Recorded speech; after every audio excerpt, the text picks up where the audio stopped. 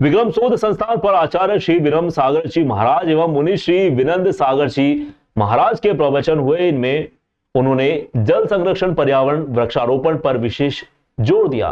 पैदा कर देता है, लेकिन साधुओं का समागम हर किसी को नहीं मिल सकता।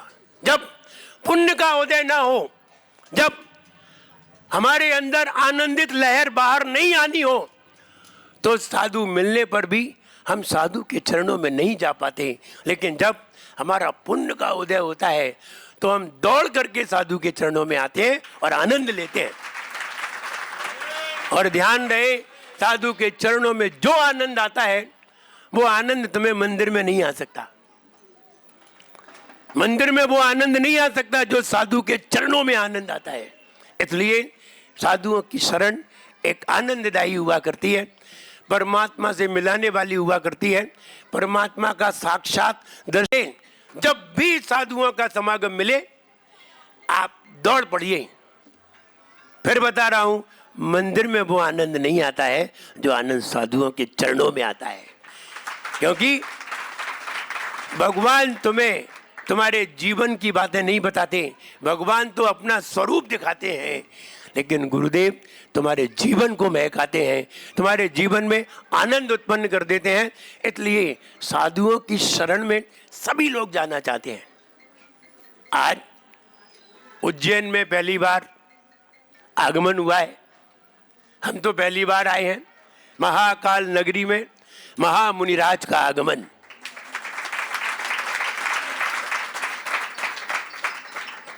और जब आगमन होता है तो निश्चित है साधुओं का आगमन काल को भी जीतने वाला है, काल को भी जीत लेता है।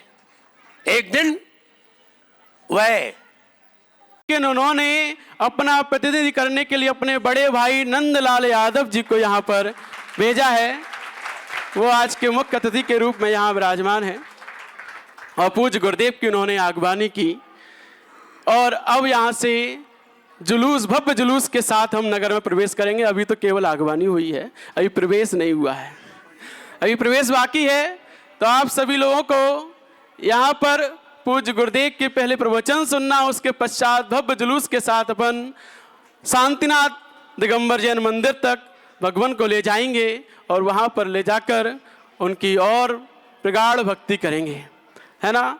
तो हम आपके समक्ष अब बात करते हैं जो आपके समक्ष विराजमान पूज्य भगवान गुरुदेव।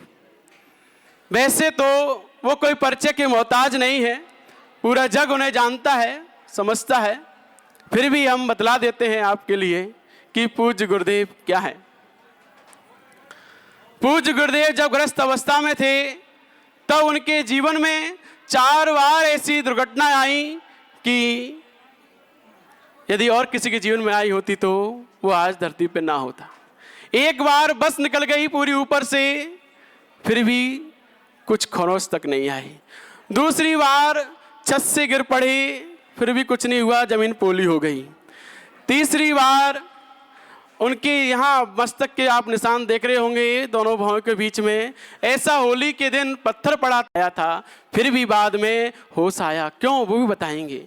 और चौथी बार एक ऐसी घटना भी घटी थी जब पूज्य गुरुदेव बहुत छोटे थे, तब ये किसी छुपा छुपाई खेलते ना, तो उसके नीचे, पत्रपाल के नीचे छिप गए थे और बोरियां, नमक की बोरियां इनके ऊपर गिरी थी। वो तो आचार्य भगवान का पुण्य था कि उन्हें आचार्य परमेष्टि के रूप में यहाँ पर विराजमान होना था, हम सबको दीक्षाएं देनी थी, जिन धर्म की पताका आगे फहरानी थी। ये सब उनका इतना तीव्र